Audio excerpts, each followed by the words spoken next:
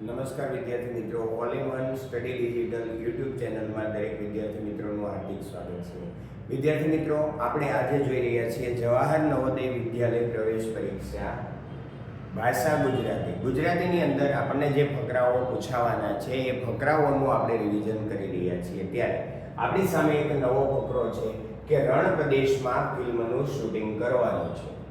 એ ફકરાની આપણે સમજૂતી જોવાની છે અને એની નીચે આપેલા પ્રશ્નોનું આપણે સોલ્યુશન આ વિડીયોની અંદર કરવાનું છે.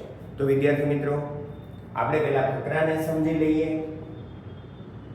ફિલ્મના નિર્દેશકો છે એને દ્રશ્યોનું શૂટિંગ કરવામાં ઘણી મુશ્કેલીઓનો સામનો કરવો પડ્યો. ફિલ્મના નિર્દેશકો એટલે કે જે ફિલ્મ બનાવવાના છે એ લોકોને ઘણી મુશ્કેલીઓ એટલે કે કંઈક ને કંઈક તકલીફનો સામનો કરવો પડ્યો. કેમ? તો એના માટે આપણે જોઈએ કે મુશ્કેલીઓ શું હતી. તો કે જે સ્થળ એમણે પસંદ કર્યું હતું તે કોઈ પણ શહેર અથવા ગામથી ઘણું દૂર હતું. શહેરથી દૂર હતું, ગામથી પણ દૂર હતું. એના કારણે એ લોકોને વધારે મુશ્કેલીઓ પડી. તે કોઈ પણ શહેર અથવા ગામથી ઘણું દૂર હતું અને જ્યાં સુધી દ્રષ્ટિ જાય, દ્રષ્ટિ એટલે કે નજર, જ્યાં સુધી નજર કરો ત્યાં સુધી ક્યાંક કાંટાદાર એટલે કાંટાવાળા ઝાડીઓ અને સૂકા ઘાસ સાથે બાકી બધી જ જગ્યાએ રેતી જ રેતી દેખાતી હતી. તો વિદ્યાર્થી મિત્રો, રેતી જ રેતી દેખાતી હોય તો એનો મતલબ એવો કે રેતી હોય એ વિસ્તાર કેવો હોય? તો કે રણ પ્રદેશ હોય. એટલે આપણને એક પ્રશ્ન ખબર પડી ગઈ કે આ ફિલ્મનું શૂટિંગ ક્યાં થવાનું હતું એવી વાત કરવામાં આવી છે. તો કે રણ પ્રદેશમાં. કેમ? તો કે શહેર કરતાંય ઘણું દૂર છે, ગામથી પણ દૂર છે અને જ્યાં સુધી આપણે નજર ફેરવીએ, દ્રષ્ટિ જાય ત્યાં સુધી ક્યાંક શું દેખાય? કાંટાવાળી ઝાડીઓ દેખાય, કાંટાવાળા વૃક્ષો. અને બાકી બધી જ જગ્યાએ જ્યાં નજર કરો ત્યાં બધી જ જગ્યાએ રેતી જ રેતી દેખાતી હતી. માત્ર એક રેલવે લાઈન આ રણ પ્રદેશમાંથી પસાર થઈ રહી હતી. કે એમાંથી એક રેલવે લાઈન પસાર થતી હતી, મતલબમાં રેલવેનો ટ્રેક એમાં હતો. પરંતુ જેનો કોઈ આરંભ એટલે શરૂઆત. વિદ્યાર્થી મિત્રો, આપણને સમાનાર્થી શબ્દ પણ પૂછી શકે ફકરામાંથી કે આરંભનું સમાનાર્થી શું થાય? આરંભ તો કે શરૂઆત. કે એનો કોઈ આરંભ નહોતો કે અંત નહોતો. અંત એટલે પૂર્ણ. કે એ રેલવે લાઈન છે એ એવી હતી, એકદમ કન્ટિન્યુ. ક્યાંથી શરૂ થાય છે એ પણ એમાં નહોતું, એ રણ વિસ્તારની અંદર, અને ક્યાં પૂરી થાય છે એ પણ રણ વિસ્તારની અંદર હતું નહીં. માત્ર ટ્રેક હતો, પણ શરૂ તો બહુ બધો આગળથી થતો હોય અને પૂરો બહુ બધો આગળથી થતો હોય. પણ અહીંયા એનો કોઈ શરૂઆત કે અંત આ રણ પ્રદેશમાં ન હતો. શૂટિંગ છે જેસલમેરમાં થવાનું હતું. આપણને સ્થળનું નામ આપ્યું છે જેસલમેર. એક રણ પ્રદેશ છે. તો જેસલમેરની અંદર આ શૂટિંગ થવાનું હતું. ખલાસીઓને બધો જ સામાન પસંદ કરેલા સ્થાને લઈ જવાનો હતો. કે જે લોકો જેટલા હતા શૂટિંગની અંદર, જે કલાકારો હતા ભાગ લેવાના, એ બધાને શું કરવાનું હતું? તો કે એનો સામાન છે જ્યાં શૂટિંગ કરવાનું હોય ત્યાં સુધી લઈ જવો પડે. સ્વાભાવિક છે, આપણે પણ ક્યાંક ફરવા ગયા હોય તો ફરવા માટેનો આપણો જ્યાં ઉતારો હોય ત્યાં આગળ આપણે બધો જ સામાન આપણો ત્યાં પહોંચાડવો પડે. એમ આ લોકોને શૂટિંગ માટેનો બધો જ સામાન ત્યાં લઈ જવાનો હતો. કેમેરામેન છે એને પોતાના કેમેરા લઈ અને ઉપરથી ખુલ્લી જીપમાં જવાનું. ખુલ્લી જીપ હોય એ જીપની અંદરથી એને શૂટિંગ કરવાનું હતું. એટલે ખુલ્લી જીપમાં જવાનું હતું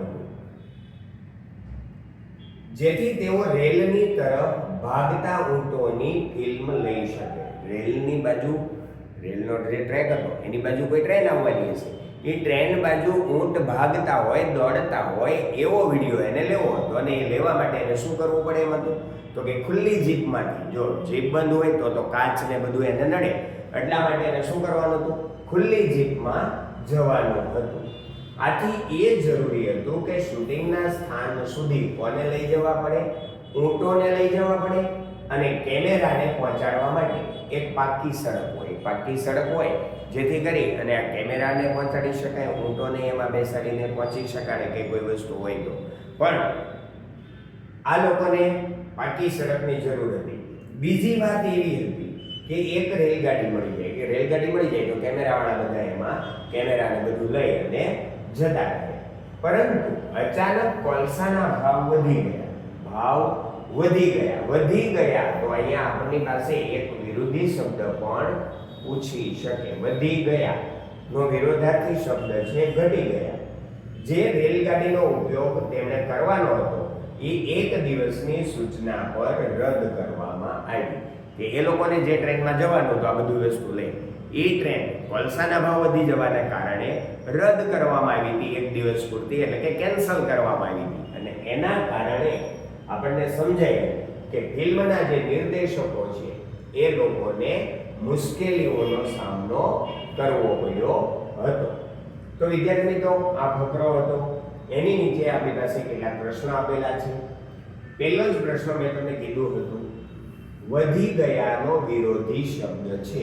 તો વધી ગયા તો સ્થિર થઈ ગયા નહીં, પડી ગયા નહીં, બેસી ગયા નહીં, ઘટી જવું એટલે કે ઓછા થઈ જવું. તો આપણો આન્સર થશે વિકલ્પ ડી. બીજો પ્રશ્ન છે વિદ્યાર્થીઓ, ફિલ્મનું શૂટિંગ થવાનું હતું શહેરમાં, ગામમાં, રણ પ્રદેશમાં કે રાજમહેલમાં. તો સ્વાભાવિક છે આપણને એવું કહેવામાં આવ્યું કે શહેરથી દૂર છે, ગામથી દૂર છે, રાજમહેલની અંદર તો કાંઈ હતું નહીં. તો આપણને ખબર પડી ગઈ કયું હતું, રણ પ્રદેશ. મેં તમને સમજાવ્યું હતું, હિન્ટ આપી હતી ફકરો શરૂ કર્યો ત્યારે, કે રેતી જ રેતી છે તો એનો મતલબ એવો કે શૂટિંગ ક્યાં થવાનું હતું, રણ પ્રદેશમાં. નિર્દેશકે વિચાર્યું કે દ્રશ્યનું શૂટિંગ કદાચ નહીં થઈ શકે. નિર્દેશક ફિલ્મનું જે શૂટિંગ કરવાવાળા હતા એ લોકોને ખબર પડી ગઈ શું, કે ફિલ્મનું શૂટિંગ નહીં થઈ શકે. કેમ? કોલસો નહોતો મળી રહ્યો, કોલસાના ભાવ ઘટી ગયા, રેલગાડી રદ કરી દીધી કે રેલગાડી મોડી હતી, તો કે રેલગાડી રદ કરી દીધી. એના હિસાબે આ જે ફિલ્મ છે એનું શૂટિંગ નહીં થઈ શકે. તો વિદ્યાર્થી મિત્રો, આ હતા આપણા 3 પ્રશ્નો. આગળ હજુ પણ આપણી પાસે કેટલાક પ્રશ્નો આપ્યા છે, જોઈ લઈએ આપણે. કે ઉપરથી ખુલ્લી જીપની જરૂરિયાત હતી. ખુલ્લી જીપની શા માટે જરૂર હતી? કે નિર્દેશક દ્રશ્યનો આનંદ લેવા માંગતા હતા, દોડતા ઊંટોની ફિલ્માવવા હતા, તેઓને 100 માઇલ ચાલવાનું હતું, કે રેલગાડી ઉપલબ્ધ ન હતી. તો આપણે જ્યારે ફકરો સમજાયો ત્યારે કીધું કે ઉપરથી ખુલ્લી જીપમાં કેમેરામેનોને આવવાનું છે. એનું કારણ એ હતું કે આ લોકોને જે રેલના ટ્રેક બાજુ, રેલની બાજુ દોડતા હોય ઊંટ, એને ફિલ્મમાં લેવાના હતા. તો વિદ્યાર્થી મિત્રો, આપણો જવાબ થશે વિકલ્પ બી. 5મો પ્રશ્ન આપણને કીધો છે કે ચારે તરફ કાંટાદાર ઝાડીઓ હતી. કાંટાવાળી ઝાડીઓ હતી. કેમ? તો કે ઝાડીઓ ક્યાંય પર ઉગી નીકળે છે એવું ના હોય. નિર્દેશક આજ ચાહતા હતા કે નિર્દેશકને એવું જ હતું કે ભાઈ આવું જ હોય ઝાડીવાળું બધું, પણ એવું કંઈ હતું નહીં. આ સ્થળ રણ પ્રદેશમાં હતું કે કેમેરામેનને એની જરૂરિયાત હતી. કેમેરામેનને એની કઈ ઝાડીઓની જરૂર ન હતી. પણ આ પ્રદેશ ક્યાં હતો, આ સ્થળ ક્યાં હતું, તો કે રણ પ્રદેશ હતું. શું હતું? રણ પ્રદેશ. અને રણ પ્રદેશમાં આ સ્થળ હતું એટલા માટે ત્યાં આગળ શું હોય, રણ પ્રદેશમાં તો બધી જ કાંટાવાળી વનસ્પતિઓ હોય, ત્યાં કોઈ બીજી લીલી વનસ્પતિ હોતી નથી. એટલે કે કાંટાવાળી ઝાડીઓ ત્યાં આવેલી હતી. તો વિદ્યાર્થી મિત્રો, નવા ફકરાની અંદર ફરીવાર મળીશું. ત્યાં સુધી દરેક વિદ્યાર્થી મિત્રો ગુજરાતી ફકરા બીજા આવા તમને મળે તો એનું પણ સોલ્યુશન કરતા રહેશો, અને આપણા વિડીયોને જોઈ અને એમાંથી જે પ્રશ્નો કરાવ્યા છે એનું સોલ્યુશન કરતા રહેશો. ફરી ગુજરાતીના લેક્ચરમાં ફરીવાર મળીશું નવા ફકરા સાથે. ત્યાં સુધી દરેક વિદ્યાર્થી મિત્રોને જય શ્રી કૃષ્ણ.